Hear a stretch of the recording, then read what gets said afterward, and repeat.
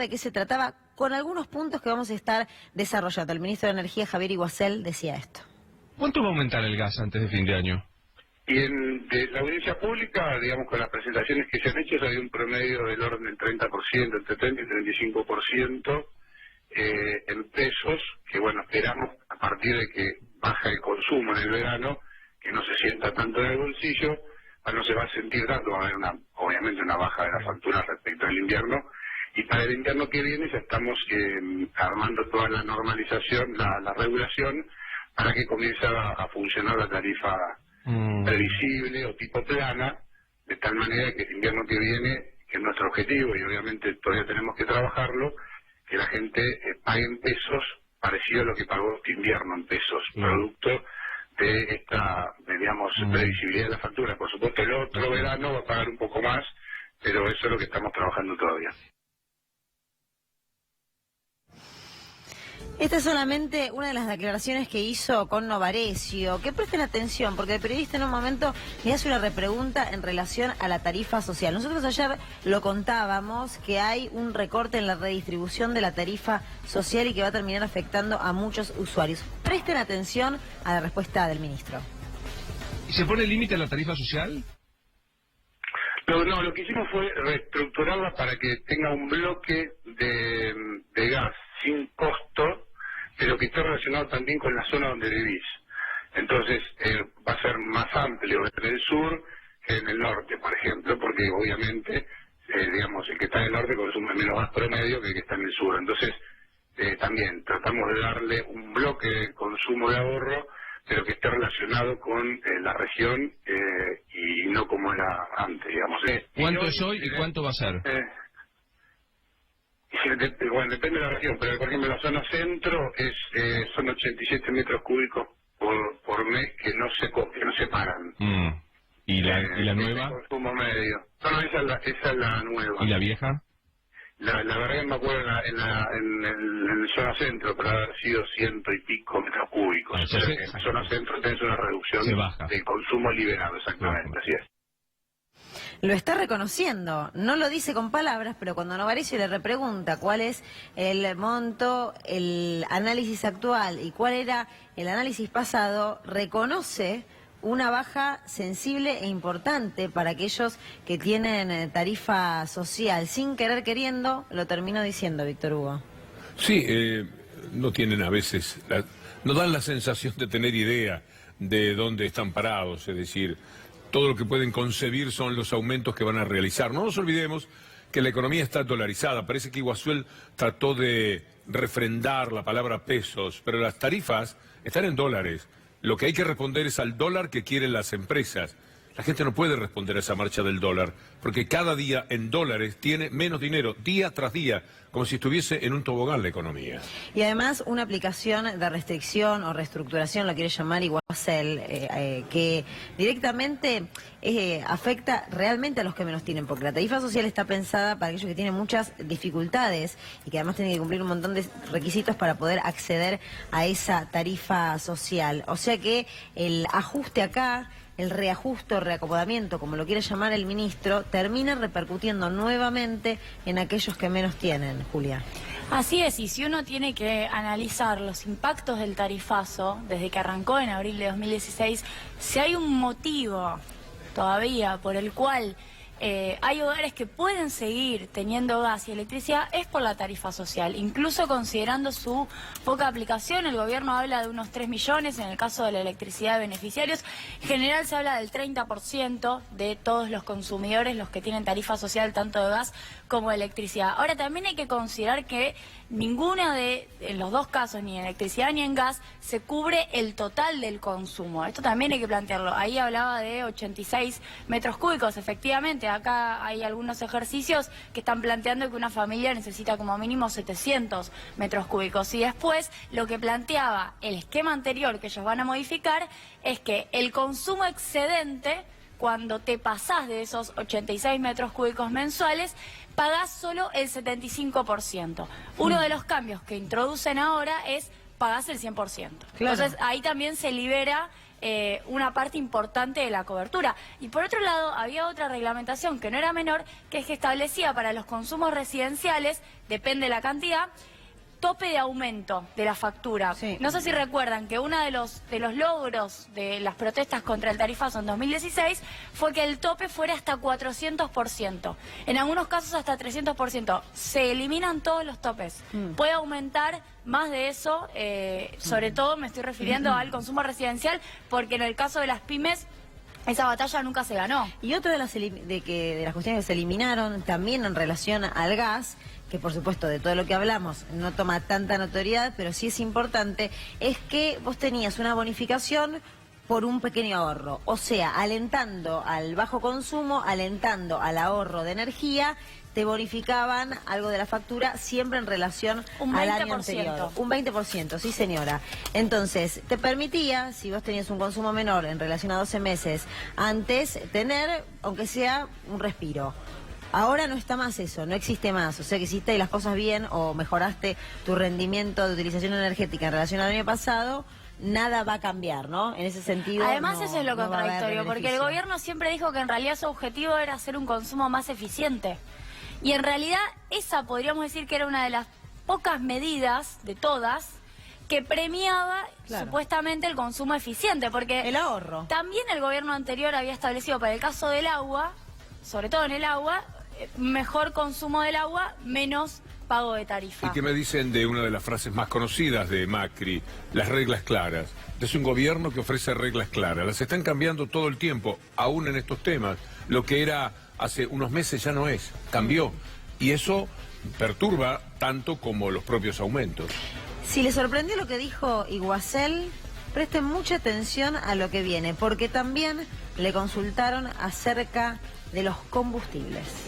Bueno, la nafta es un mercado distinto, porque no es un mercado regulado por tarifas, sino que, bueno, depende un poco del mercado, pero ahora subió mucho. Lo que sí estamos haciendo es implementando un montón de normas para aumentar la competencia y generar beneficios. Vamos a tratar de publicar lo que nosotros queremos es un índice competitivo de precios, que tengan en cuenta que la industria sea competitiva y no competitiva, digamos. Así que estamos hablando con todos los sectores para lograrlo. Hoy, medido, digamos, en términos reales, los combustibles en Argentina están más baratos que en toda su historia en promedio, o por lo menos en los últimos 20 años, y mucho más baratos que la región. Iguacel convencido habla de que son precios competitivos, que son los más baratos en la historia, los más baratos de la región. Julio en algún momento había hecho una evaluación y un análisis del costo del combustible, un combustible que además está relacionado directamente con el aumento del dólar y está liberalizado. ¿Es así, Julia? ¿Hay una relación o está en lo correcto, Iguacel? Entre el dólar y el precio del combustible es prácticamente directa. Nosotros hemos mostrado un gráfico en donde evoluciona el dólar y el precio de la nafta de una manera casi igual, es decir, respondiendo muy correlativamente. Vamos a mirar, poner en placas, Luciana, Víctor Hugo, lo que dijimos recién sobre el gas. Para que del otro lado también sepan a esta altura información. Tarifas de gas residenciales de 30 a 35% a partir del 1 de octubre. Estamos a partir del lunes hablando. Estas son las tres medidas que generan un ahorro para el gobierno. Esto es indispensable para el Fondo Monetario Internacional de 2.350 millones de pesos. Primero, eliminación de la bonificación por menor consumo, ese 20% que te devolvían si consumías menos. Recortes en la tarifa social, lo que expliqué recién, se paga la totalidad de lo que consumís de más, de lo que te habilitan a consumir subsidiado. Y eliminación del tope de aumentos que estaba entre 300 y 400%. Es decir, todo lo que tenía el tarifazo al comienzo del gobierno de regulación para al menos morigerar este gran aumento se elimina. Es decir, llegamos a una especie de tarifazo sin ningún tipo de contemplaciones respecto de la situación social de a quienes le aumentan. Sigamos.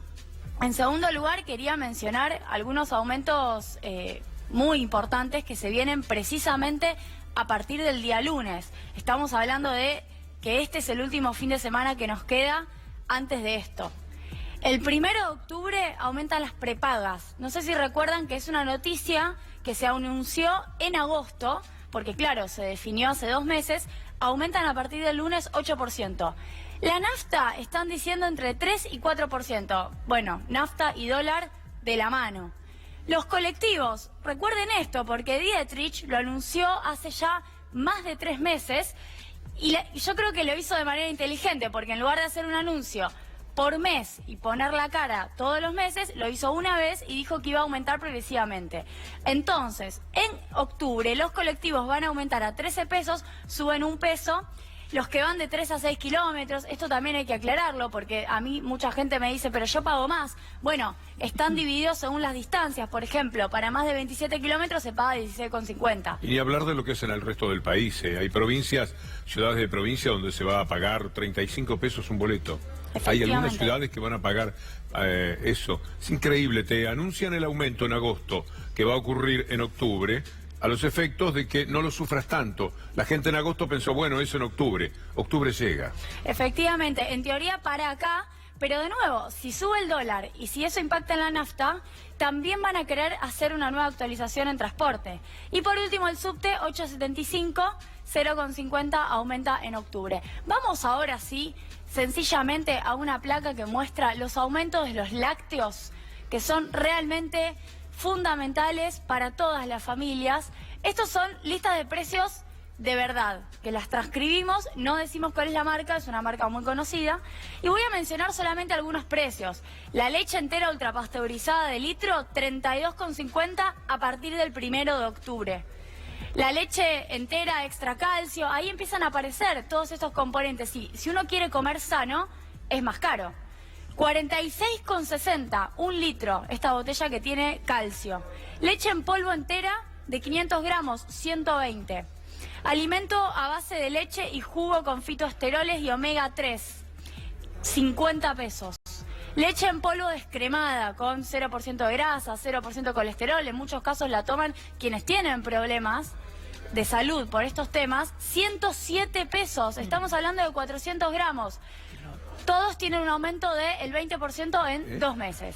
Julia, por supuesto que es impactante leerlo. No sé si vos tenés bien clara cuál es la relación, por qué terminan aumentando los lácteos, o si se aprovecha este aumento para remarcar los precios, y uno de los puntos más álgidos termina siendo un bien tan importante como el consumo de leche, que además es fundamental, sobre todo para la niñez. Efectivamente, hay varios temas. En primer lugar, el aumento del maíz, el aumento de los alimentos que consumen las vacas, es lo que argumenta el sector lácteo como una de las principales razones por las cuales les aumentaron todos los costos. También podríamos hablar de los combustibles y también lo que usan los tambos, la electricidad. Todos los costos de la producción tambera aumentaron. Esto significa también un traslado a la leche y, obviamente, lo que siempre mencionamos, la remarcación de los supermercados desde ya. Sigamos, por favor, con la última placa, en donde seguimos teniendo esta lista de precios, que es original, que yo la tuve en mis manos y estamos sencillamente copiando algunos precios. Crema entera 200 gramos, 43 pesos. Repito, desde el 1 de agosto hasta el 1 de octubre, 19,4%.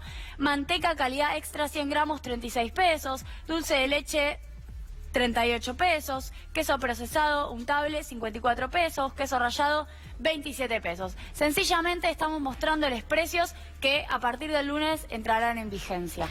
Ahí, por supuesto, todos los derivados de la leche. Me quedé pensando en aquella leche que tiene algunas particularidades, que conozco cada vez más jóvenes, y hago hincapié siempre en la niñez, de chicos que son o que tienen algún tipo de alergia hacia la lactosa y tienen que usar un derivado.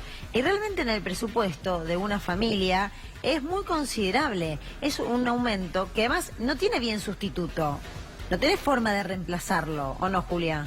Bueno, ahí entiendo, yo tan especialista no soy, le tendría que preguntar a mi madre, que para la niñez la leche es un alimento fundamental. Y no estamos poniendo acá todos los productos que estaban en precios cuidados, como la leche maternizada, de estas marcas también muy importantes, que por suerte se sigue haciendo en el país, que las madres que no tienen posibilidad de comprarla a precio barato, no la compran, y que son fundamentales para el desarrollo.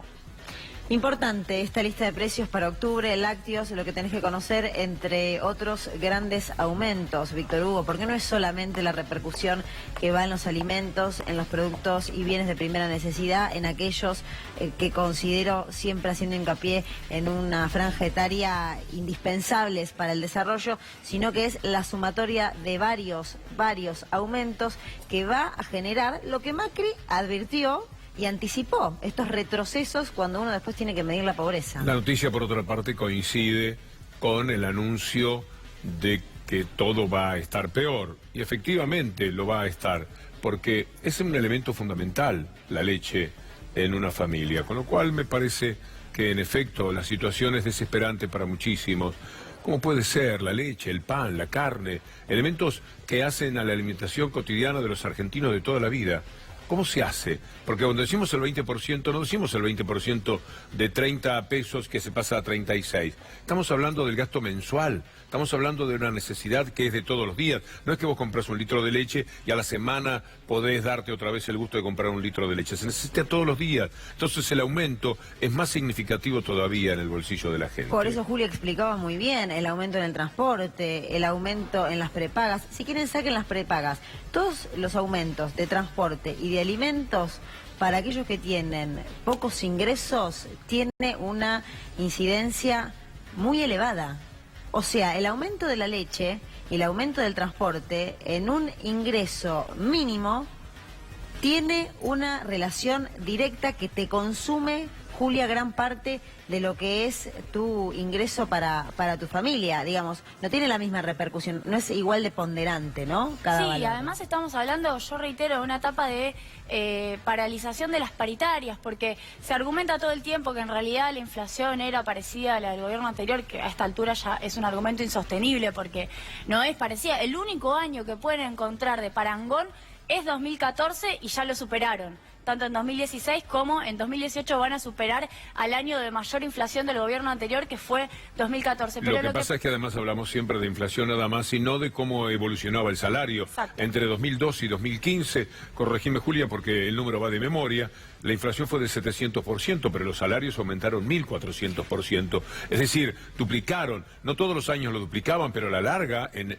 la medida de esos años, el salario estaba el doble. Entonces nosotros hablábamos de la inflación. En realidad, hace 9 o 10 años faltaba experiencia en poder relacionar lo que era la inflación con el salario. Ahora que aprendimos a cotejar que esta es la realidad, tanto la inflación como el salario deben ser considerados para saber cómo le va a la gente, porque si quienes van a pagar 20% más, 30% más el litro de leche, también estuvieran ganando 20% más o 30% más, el lío no sería de la dimensión que es ahora en cada hogar, donde están mirando esta información que dio Julia, con muchísimo dolor y mucha preocupación. El capitalismo avanza demasiado, siempre el capitalismo es así, pero el neoliberalismo es la daga más filosa que tiene el capitalismo. En consecuencia, también hay que plantearse, cuando vos decías, me quedé pensando en el precio de la leche, yo me quedo pensando en cómo hacen en muchos hogares muy pero muy humildes de la República Argentina para darle leche a los hijos. Estamos ambientando la violencia crece cotidianamente, están reapareciendo las noticias terribles de lo que es la delincuencia convencional, porque nunca hablamos de la delincuencia de los Caputo, de los Macri y de todos los que se llevan absolutamente todo para ellos, a través de políticas públicas. No se trata de manoteadores al paso tipo López, que se tomó unos bolsos de dinero. Se trata de gente que aplica políticas públicas que condenan al hambre y a la miseria a millones de personas. Voy a hacer un abuso de Julia de manera espontánea, abuso de su memoria, porque la verdad es que ella es sumamente aplicada.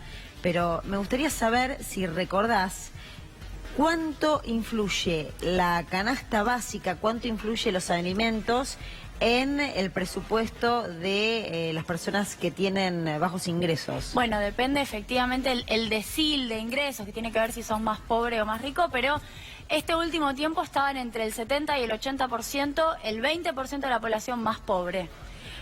Por ser, por mostrar los que tienen ingresos. Porque en realidad cada vez hay un sector más grande que ya no tiene ingresos. Esta es una situación novedosa, porque lo que pasaba durante la etapa anterior es que siempre mínimamente algún ingreso había. Por eso, hoy hay familias que no tienen. Por eso es que, no sé si lo tiene Fernando Pardiñas, nuestro conductor, pero Página 12 ha puesto un título de una declaración de Stanley sobre aquello en lo que está trabajando el gobierno. Lo tenía para la columna, pero si lo encontramos ahora es muy interesante, porque es por esto que dijo Julia, por lo que están comentando con Luciana.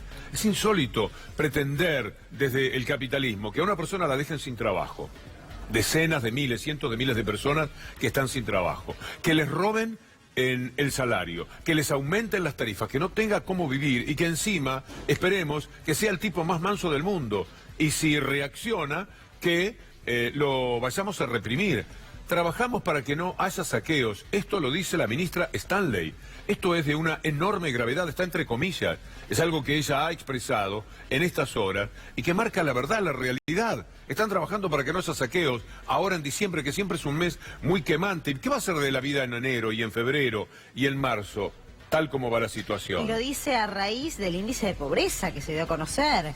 Un índice de pobreza que golpea hondo, que además subió en relación a la última medición. Porque saben además... de más del 27%. Porque saben que es más grave la situación de lo que ellos dicen. El INDEC es una mentira total, absoluta. El INDEC de Todesca miente como mentía antes de estar al frente del INDEC. La pobreza ya en estos 2 años y medio es todavía más profunda de lo que marcan esos números. Esos números son un dibujo. También hay un tuit de un empleado del INDEC que cuenta claramente qué es lo que está pasando en el INDEC, es decir, alguien que se está sincerando. El INDEC sigue siendo, a través de la metodología, pero también del dibujo de los números, una institución que miente, y miente desembosadamente. Este número, con ser alto, con ser un dolor muy grande, es una mentira, porque es imposible que fuera de 30,6, si mal no recuerdo, en el 2016, porque servía para echarle la culpa al gobierno anterior, y que ahora hubiese bajado en el 2017. ¿Por qué? Si le sacaron todo a la gente, si le quitaron los subsidios, si el salario se vino abajo, ¿por qué la pobreza iba a ser menor? Y bajó la pobreza según el cálculo que ellos hacían, previsto para las elecciones pasadas. Ahora lo aumentan un poco, 2 puntos, pero todavía están 3 puntos por debajo del 2016. ¿A quién se lo va a contar Todesca? ¿A quién se lo van a contar los medios de comunicación? Nosotros trabajamos con estos números porque, bueno, son los que están ahí. Pero tenemos que ser muy críticos de estos números, si me permitís, Julia. Sí, permitime agregarte, Víctor Hugo, que el punto de partida de Mauricio Macri, como anunció al primer semestre de 2016, en realidad es 32%, 32,2%. O sea que en realidad para el gobierno la pobreza bajó 5 puntos. Hace falta caminar por la calle, nada más, para darse cuenta que respecto del 32% pasando al 27%, 5 puntos menos, es imposible considerando la situación social. Stanley, para completar la noticia, dijo: el número de la pobreza duele, trabajamos todos los días para que sea distinto. Y justamente ese es el tema. Uno piensa que, o al menos uno propone que, una de las principales herramientas de combate a la pobreza sería abrir inmediatamente las paritarias, precisamente por lo que conversábamos en relación a los ingresos. Es imposible compensar el aumento inflacionario si no se aumentan las paritarias, y además uno obviamente plantea la inexistencia de planes de control de precios. Yo insisto en este punto, porque así como el dólar está liberado, porque el gobierno a través del Banco Central decidió no intervenir junto con el Fondo Monetario Internacional, el propio presidente en su campaña presidencial dijo que los programas de precios no tenían sentido porque eran intervencionistas. A mi criterio, en esta etapa en particular, en general, pero en esta etapa en particular de suba del dólar, es indispensable un plan de control de precios. Vos sabés que me quedé también en algunas declaraciones que hizo Stanley en relación en el marco a partir del conocimiento de los datos de pobreza. Y cuando le consultan por las diferentes manifestaciones que puede llegar a haber en estas épocas difíciles, en estos reclamos políticos, sociales y económicos, ella lo que dice es: los reclamos en las calles implican un problema para el resto de las personas, haciendo hincapié en el reclamo, no haciendo hincapié en que es consecuencia de malestar, de necesidad, de gente que no tiene para comer, que realmente necesita de una ayuda del Estado para poder subsistir, para poder sobrevivir día a día. Y eso es peligroso también, porque es permanentemente poner el foco en lo que te perjudica a vos como ciudadano y no realmente el perjuicio de una política económica que va directamente y que golpea mucho más fuerte para aquellos que no encuentran otra manera que manifestarse. Lo que no dice esta ley es que reclamar. están trabajando además para la represión, no solamente para evitar los saqueos, como en reprimiendo. Puede haber una tarea de inteligencia que sería beneficiosa posiblemente para ver cuáles son los lugares más afectados. Estoy hablando desde el punto de vista de ellos.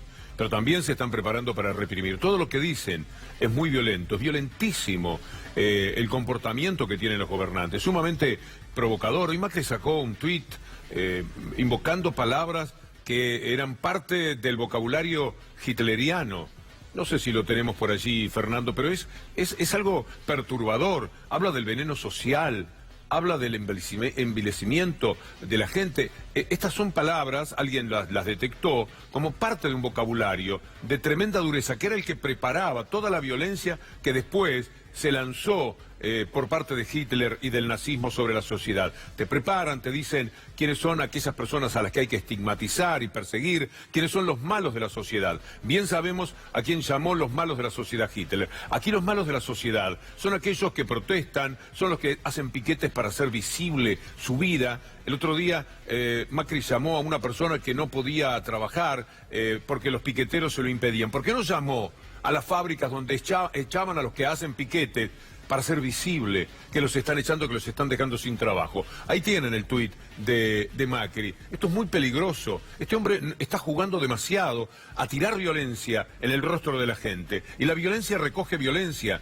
Una violencia que sería lamentable porque sería funcional a lo que ellos quieren. Cualquier detalle de violencia que parta de la sociedad, de la parte de la sociedad que está sufriendo, será duramente reprimido con ese argumento. Ustedes leyeron lo que decía allí, cómo habla del veneno social. El veneno social, los piqueteros son un veneno social. No, los piqueteros son gente que se quedó sin trabajo, o gente que acompaña a los que se quedaron sin trabajo. ¿Por qué en vez de llamar a una persona que fue víctima de no poder trabajar ese día, en San Nicolás por los piqueteros, no llamó a cada uno de los piqueteros o de las fábricas donde están echando para decir por favor no los echen? Porque los piqueteros, si tuvieran trabajo, no estarían allí. Si tuvieran que comer, no estarían allí. Si pudieran comprarse la leche, se quedan en su trabajo, se quedan felices. Lo que la gente quiere es lo que dijo aquel hombre del astillero Río Santiago. Basta de historia, nosotros queremos nuestro trabajo, cobrar nuestro salario e irnos a casa a estar con nuestros hijos dándoles de comer. No es tan compleja la ecuación. Cuando el capitalismo, que siempre va a tener pobres, aumenta del 20%, que esta es la realidad de 2015, al 30 y pico %, que esta es la realidad del 2018, está creando una situación que solamente la pueden cerrar